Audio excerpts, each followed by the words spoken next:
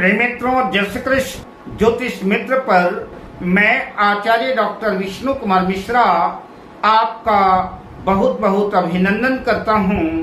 आपका इस special programme पर, इस खास कार्यक्रम पर बहुत बहुत स्वागत करता हूं। न्याय फल प्रदाता, न्याय के कारक, कर्म फल प्रदाता शनिदेव अपनी बदलेंगे चाल और बकरी से होंगे मार्गी।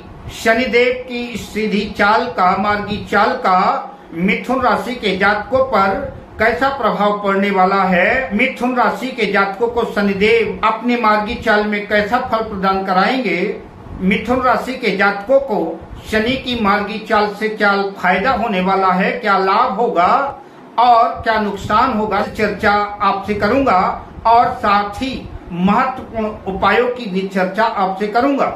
पर मैं विषय क्रम में प्रवेश करूं उससे पहले आपसे आग्रह, अगर आपने अभी तक हमारे इस चैनल को सब्सक्राइब नहीं किया है तो प्लीज चैनल को सब्सक्राइब करें, साथ ही नोटिफिकेशन बेल को भी प्रेस कर दें।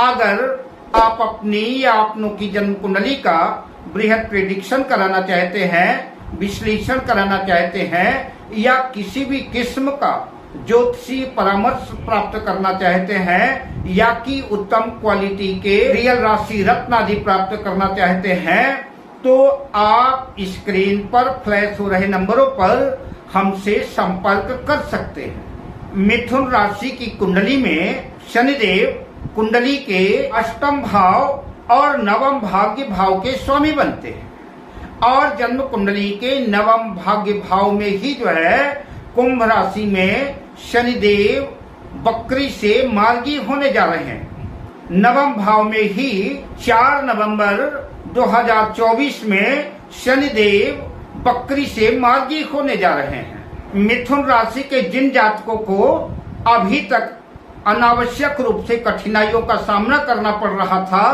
कार्य क्षेत्र में मुश्किलें आ रही थी, प्रत्येक कार्य लटक जाता था, जिस काम को एक दिन में होना है उसके लिए महीने भर लग जाते थे, कार्य क्षेत्र में असफलता का सामना करना पड़ता था, नुकसान की स्थितियां बन रही थी, आपको आपके भाग्य का साथ और सपोर्ट नहीं मिल पा रहा था, तो 4 नवंबर 2024 से शनिदेव अपनी चाल बदलेंगे और मिथुन राशि के जातकों के हालात में भी कुछ बदलाव आएगा, भाग्य का साथ मिलना शुरू हो जाएगा और धीरे धीरे काम बनने शुरू हो जाएंगे। किंतु शनि की चाल धीमी है, अतः शनिदेव कहते हैं कि आप भाग्य के भरोसे मत बैठिए, आपकी भाग्य ही आपके भरोसे बैठी हुई है। आपको अपने कर्म क्षेत्र पे चाहे परिणाम जो मिले, आपके काम का पूरा पूरा फल बेशक ना मिले, लेकिन नित निरंतर आपको अपने कर्म क्षेत्र में कठोर मेहनत करना है। अपने कठोर मेहनत से, अथक प्रयास से आपको स्वयं अपनी भाग्य बदलनी होगी। शनिदेव मिथुन राशि में अष्टम भाव के भी स्वामी हैं और शनि की तीसरी दृष्टि एकादश लाभ भाव, इच्छा पूर्ति के भाव में है और 7वीं दृष्टि पराक्रम भाव पर है, छोटे भाई बहनों के भाव पर है और शनिदेव की 10वीं दृष्टि 6ठे भाव पर है। शनिदेव के ये सारे इंडिकेशन आपको धर्म पथ से जोड़ते हैं। आप धर्म का मार्ग छोड़ करके दीन दुखियों को अगर सता रहे हैं तो सताना बंद करिए, दीन दुखियों की मदद करिए और ईश्वर आराधना में ईश्वर को न्याय प्रिय मान करके ईश्वर की शरण ग्रहण कीजिए। साथ ही कोई लंबा इन्वेस्टमेंट ना करें। लंबा इन्वेस्टमेंट करते वक्त धोखेबाजों से, चालबाजों से सावधान सतर्क रहना पड़ेगा।